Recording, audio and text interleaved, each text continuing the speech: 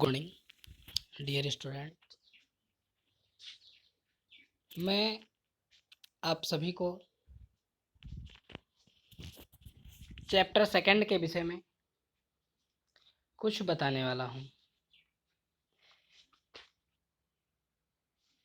मुझे उम्मीद है आपने चैप्टर फर्स्ट अच्छे से पढ़ा और समझा होगा। चैप्टर सेकंड का नाम प्राणियों में पोषण। प्राणियों में पोषण क्या होता है? पोषण अर्थात भोजन का पाचन एवं उससे संबंधित सभी प्रक्रियाओं के द्वारा ऊर्जा को प्राप्त करना। इसके दौरान वेस्ट मटेरियल को शरीर से बाहर निकालना, ये सभी प्रक्रियाएं पोषण के अंतर्गत आती हैं। चैप्टर फर्स्ट में आप सबने पढ़ा कि पोषण दो प्रकार का होता है, एक स्वपोषी पोषण और दूसरा परपोषी पोषण। स्वपोषी पोषण सभी पौधे या हरे पौधे प्रकाश संश्लेषण की क्रिया द्वारा अपना भोजन स्वयं बनाते हैं, जबकि सामान्यतः जीव स्वपोषण की क्रिया के अंतर्गत नहीं आते हैं। अतः प्राणियों को भोजन के लिए पादपों अर्थात स्वपोषियों या जंतुओं पर आश्रित रहना होता है।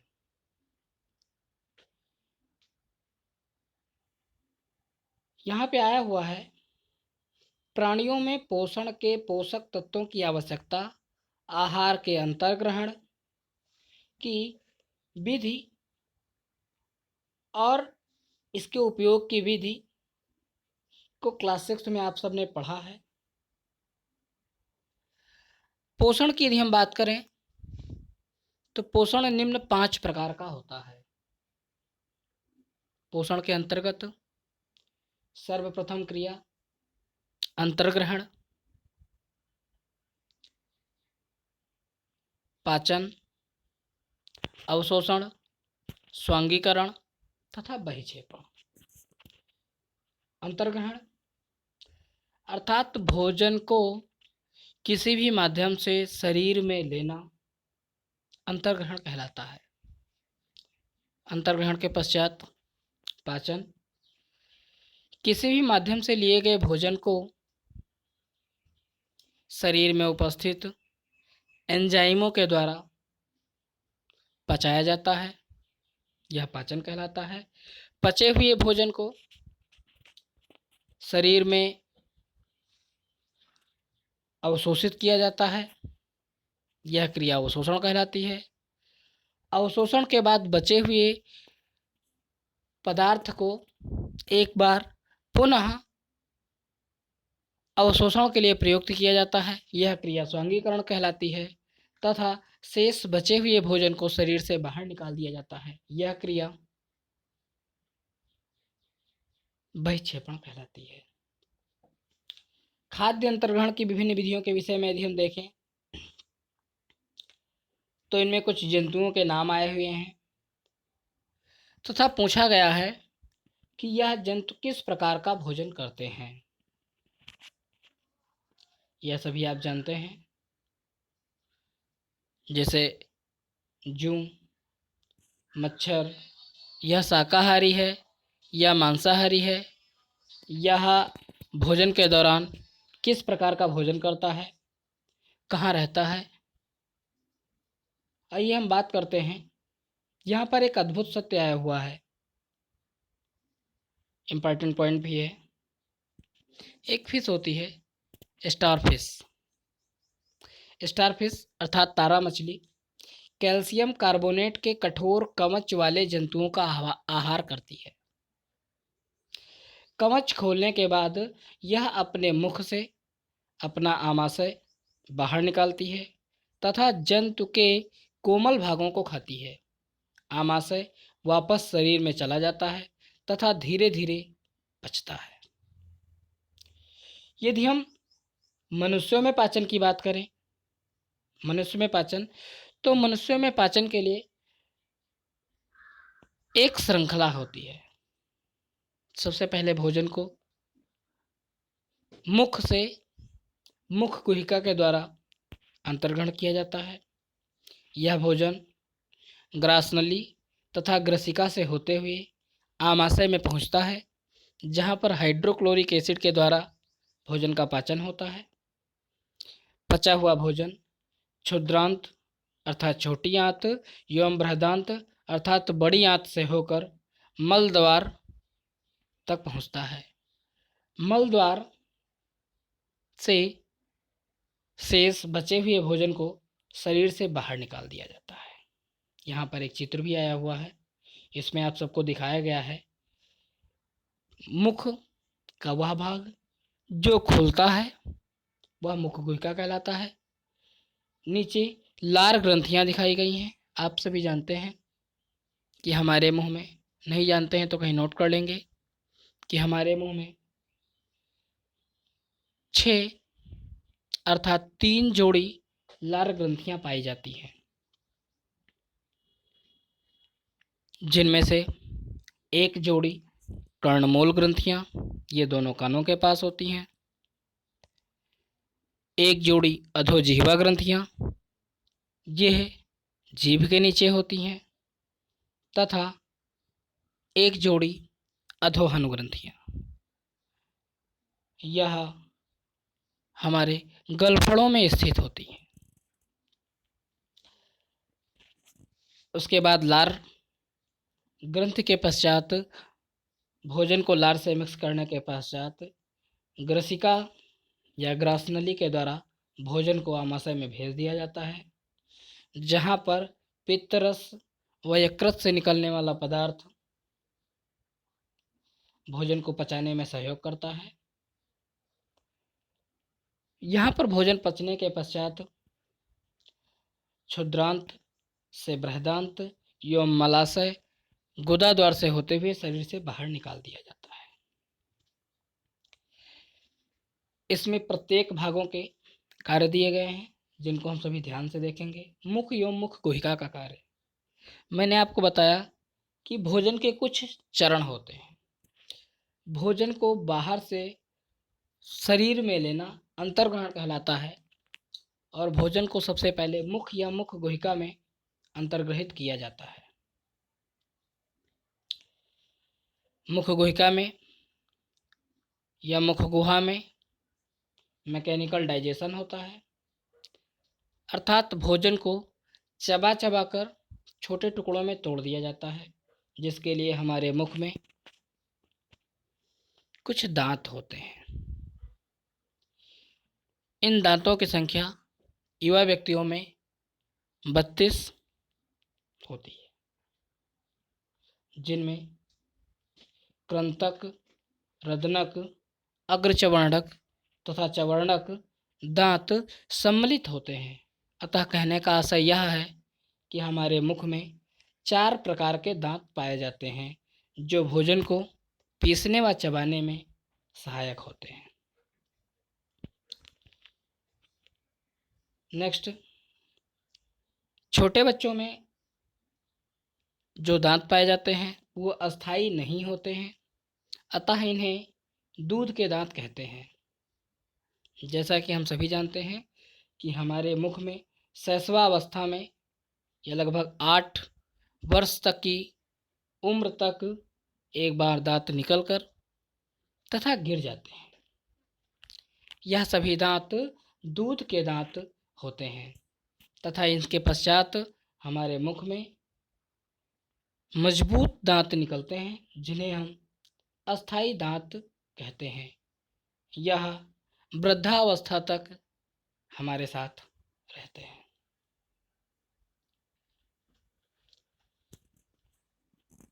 एक इम्पॉर्टेंट पॉइंट आया हुआ है कि यदि हम अपने दांतों की सुरक्षा नहीं करेंगे तो हमारे मुख में कुछ ऐसे जीवाणु पाए जाते हैं जो दांतों को खोखला कर देंगे, तथा जिनके कारण हमारे दांत टूट टूट कर गिर जाएंगे, जिसके कारण हम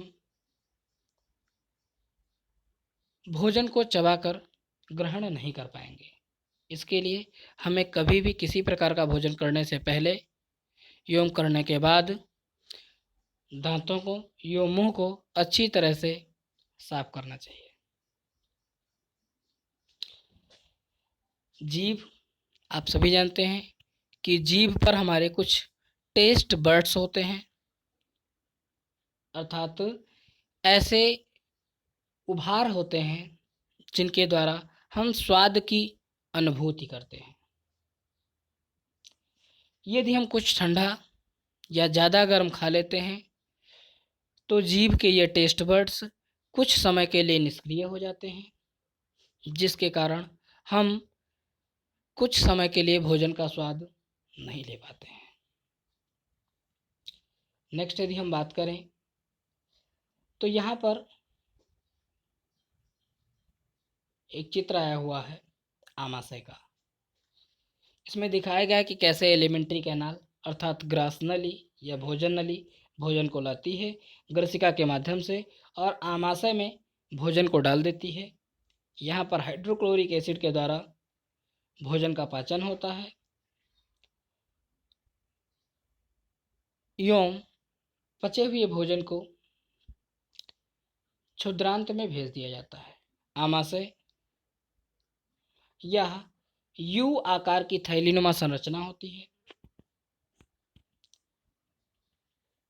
जिसका एक भाग ग्रासनली से तथा दूसरा भाग क्षुद्रांत से जुड़ा रहता है। ग्रासनली से जुड़ा होने के कारण इसमें भोजन मुख से प्रवेश करता है एवं इसमें पचित भोजन को क्षुद्रांत में भेज दिया जाता है। एक नेक्स्ट पॉइंट आया हुआ है कि कभी कभी जब हम जल्दी जल्दी खाते हैं अथवा खाते समय बात करते हैं तो हमको खांसी आने लगती है या हिचकी आने लगती है अथवा कभी कभी हमको घुटन का अनुभव होने लगता है। यह खाद्य कणों के श्वास नली में प्रयोग करने के कारण होता है। श्वास नली से आने वाली वायु को फेफड़े तक ले जाता है। यह ग्रसिका के साथ साथ चलती है, परंतु ग्रसनी में वायु एवं भोजन मार्ग एक ही होते हैं। फिर भोजन को श्वास नली में प्रवेश करने से किस प्रकार रोका जाता है, अर्थात कहने का आशय यह है कि मुख गुहा के अंतःभाग में भोजन नली तथा श्वास नली एक दूसरे से अटैच्ड एक ही स्थान पर होती हैं। कभी कभी खाना खाने के दौरान भोजन का एक कण हमारे श्वास नली में चले जाता है, जिसके कारण हमको भोजन के दौरान खांसी आने लगती है।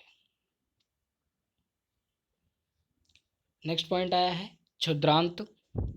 आप सभी जानते हैं कि सामान्य मनुष्य की लंबाई लगभग 1 से 1.5 मीटर तक होती है या 5 से 6.5 फीट तक, किंतु हमारे शरीर में क्षुद्रांत अथवा छोटी आंत की लंबाई 7.5 मीटर से भी अधिक लंबी होती है, किंतु यह कुंडलित अवस्था में एक निश्चित स्थान पर स्थिर रहता है। यह यकृत एवं अग्नाशय से स्रावित हुए पदार्थ को प्राप्त करता है एवं इसके द्वारा प्राप्त हुए भोजन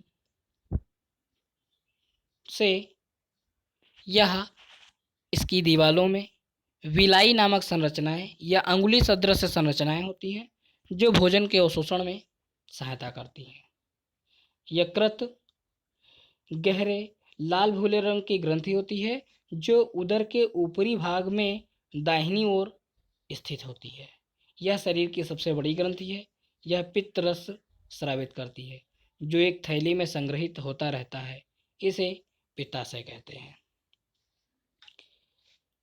यह कार्बोहाइड्रेट प्रोटीन के पाचन में सहायता प्रदान करता है। एक इम्पॉर्टेंट पॉइंट है, एक विलक्षण दुर्घटना द्वारा आमाशय की कार्यप्रणाली की खोज हुई।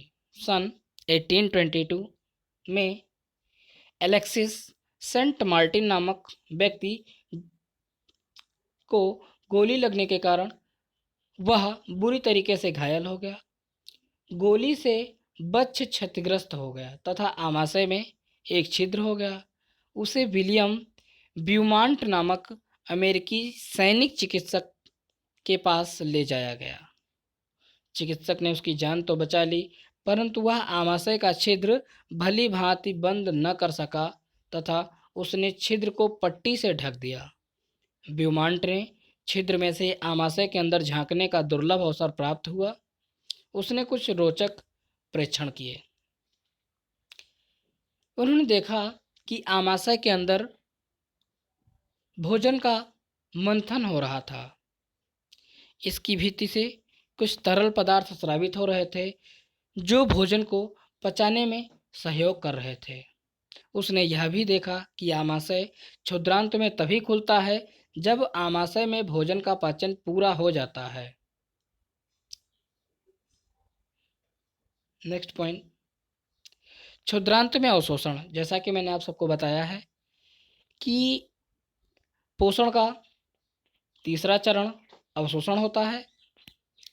क्षुद्रांत में कुछ रसांकुर अर्थात विलाई या अंगुली सदृश संरचनाएं होती हैं जो भोजन को अवशोषित करती हैं तथा शेष बचे हुए भोजन को स्वांगीकरण के लिए भेज दिया जाता है।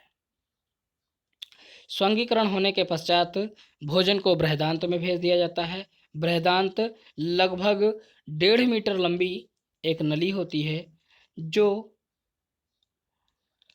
बचे हुए अपचित पदार्थ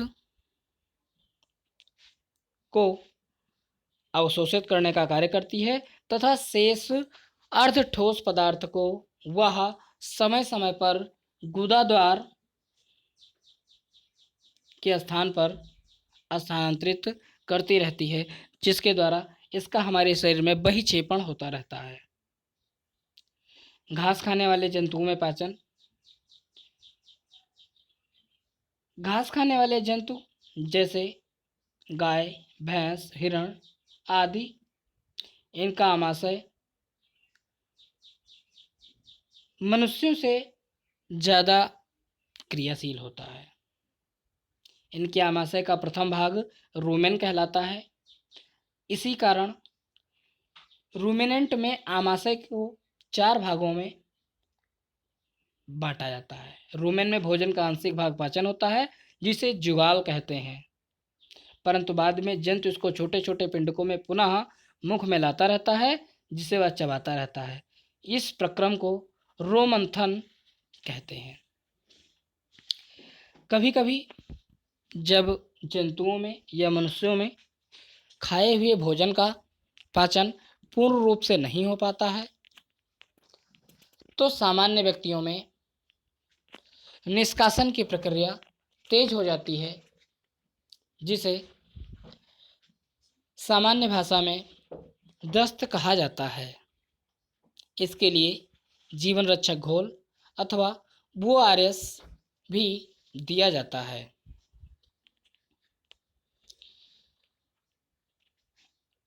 नेक्स्ट पॉइंट आया हुआ है अमीबा में संभरण एवं पाचन। अमीबा आप सभी जानते हैं एक ऐसा जीव जिसकी कभी भी प्राकृतिक मृत्यु नहीं होती। यह अपने शरीर के किसी भी भाग को तोड़ देता है। कुछ निश्चित समय पश्चात अमीबा का वह भाग एक मैच्योर अमीबा के रूप में तैयार हो जाता है। अमीबा, यहाँ पर एक चित्र भी आया हुआ आप सभी देख सकते हैं। अमीबा, इसमें कूट पादों के द्वारा भोजन का अंतर्ग्रहण होता है। अंतर्ग्रहण के पश्चात पाचन, अवशोषण, स्वांगीकरण के पश्चात अपशिष्ट पदार्थों को शरीर से बाहर निकाल दिया जाता है। कुछ इम्पॉर्टेंट पॉइंट आए हुए हैं जिन्हें आप सब देखें व याद करें। अवशोषण, एमिनो अम्ल, स्वांगीकरण, पित्तरस, मुखगुहिका, रदनक, सेलुलोज, पाचन तंत्र, निष्कासन, वसाम्ल, खाद्यधानी, पित्ताशय, कृंतक, अंतर्ग्रहण, यकृत, चवर्णक, ग्रसिका, अग्न्याशय, अग्रचवर्णक, पादाभ, रूमेन, रूमेनेंट, लाल ग्रंथियां एवं दीर्घ रोम। इस चैप्टर में कुछ ऐसे पॉइंट जो मोस्ट इम्पॉर्टेंट है। जंतु पोषण में पोषण आवश्यकताएं, भोजन अंतर्ग्रहण की विधियां एवं शरीर में इनका उपयोग सम्मिलित है। आहार नाल तथा स्रावी ग्रंथियां संयुक्त रूप से मानव के पाचन तंत्र का निर्माण करती हैं।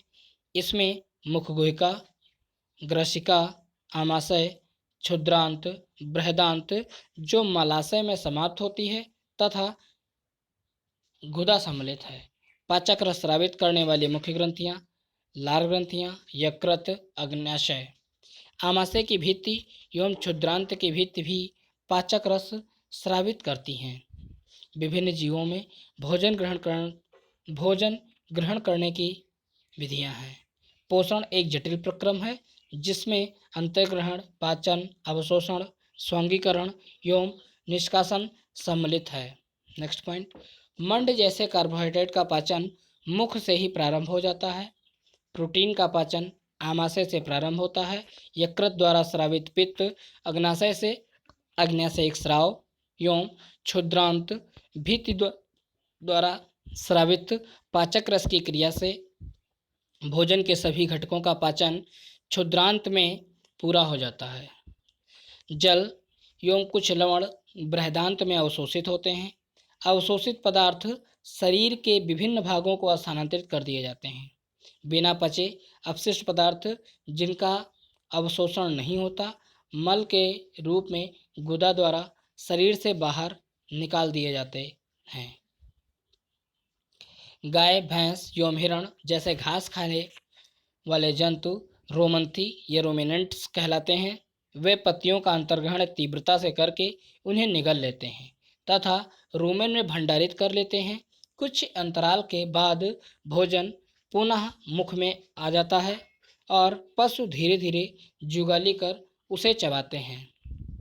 अमीबा में भोजन का अंतर्ग्रहण पादाब की सहायता से होता है तथा इसका पाचन खाद्य धानी में होता है।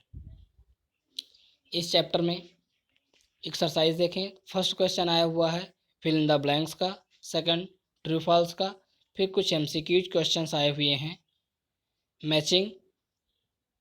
हम सब इन्हें जल्द ही सॉल्व करेंगे। Thanks for watching.